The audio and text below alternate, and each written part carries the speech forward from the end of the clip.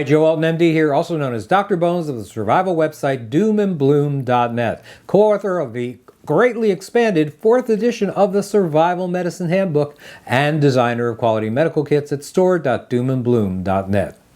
Every spring, outbreaks of severe weather sweep across the South and Midwest, producing a number of tornadoes, including one recently in Mississippi that's been responsible so far for 25 dead, dozens injured, and a number of missing.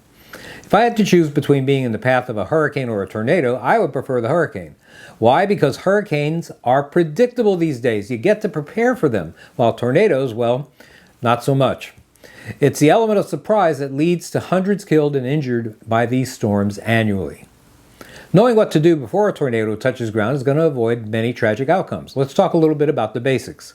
A tornado, also called a twister, is a violently rotating column of air that's in contact with both the surface of the earth and the thunderstorm above, called a supercell, that spawned it. From a distance, tornadoes usually appear in the form of a visible dark funnel with all sorts of flying debris in and around it. There are close to 1,000 tornadoes in the United States every year, more than are reported in any other country. Most of these occur in Tornado Alley, an area that isn't officially defined, but encompasses essentially the land between the Rocky and Appalachian Mountains.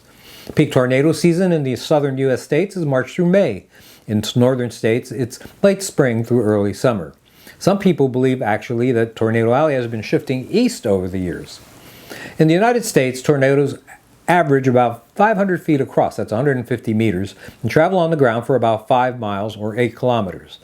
They can generate winds of up to 300 miles per hour and be accompanied by hail. The Mississippi tornadoes, as a matter of fact, produce hail the size of golf balls. While in contact with the ground, twisters can travel at a speed of 30 miles or 48 kilometers per hour. Others may hop from point to point before they peter out.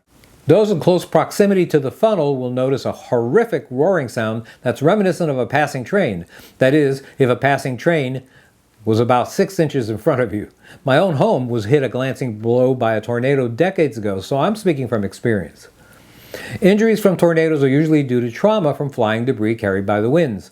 In some cases, very large objects are flung around in a way that's hard to believe. One report stated that an 83-ton train was lifted and thrown 80 feet from the tracks in 1931. Now, there are various classification models for tornadoes, but the most commonly used is the Enhanced Fujita Scale, or F scale. Fujita levels are rated from 0 to 5 based on wind speeds and the amount of damage caused. An F0 would have winds of about 40 to 72 miles per hour and have caused mild damage, while an F5 can have winds more than 200 miles an hour, leading to devastating results. At 150 or so miles per hour, the worst of the tornadoes in Mississippi would be considered about an F4 from wind level and the amount of damage caused. Although some areas may have sirens or other methods to warn you of an approaching twister, every family should have a plan of action before a tornado appears. Children should know the sound of a tornado siren, where to find medical kits, how to use a fire extinguisher. If appropriate, you should teach family members how to safely turn off the gas and electricity. When you're in the path of a tornado, a weather radio may notify you of a tornado emergency. This means shelter in place immediately. Now that's unless you live in a mobile home. These are especially vulnerable to damage from the winds. If there's time, get to the nearest building that actually has a tornado shelter. Underground shelters are best. If you live in Tornado Alley, you might consider putting together your own underground shelter. Unlike bunkers or other structures built for long-term use, a tornado shelter only has to provide safety for a short period of time. As such, it doesn't have to be very large. Maybe 8 to 10 square feet per person would be acceptable. Now, despite this, be sure to consider ventilation and the comfort or special needs of potential occupants.